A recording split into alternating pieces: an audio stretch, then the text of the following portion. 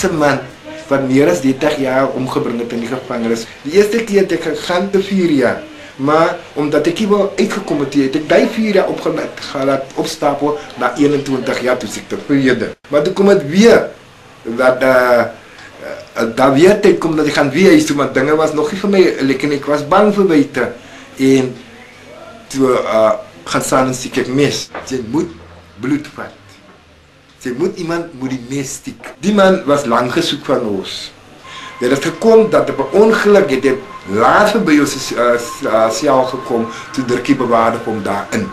Voor die zo'n gezakken tussen deze keel.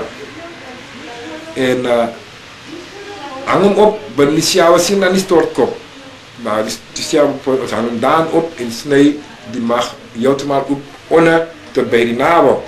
En laat die organen uitkomen, die derms komen uit. En vat die hart, nou hou ik je hart. Zien dat ik generaal is, ik is de fighting general, en ik heb in de handen, nou elke keer moet een stukje komen bij. En nou drink ons die bloed. Die organen van hem gooi ons dan binnen in die toiletpot en tereken ons gaan Suriname toe. Die oor van hem was ook uitgehaald.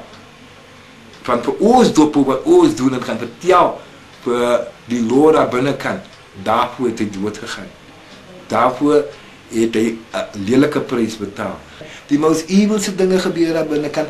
Once you locked up, you fucked up.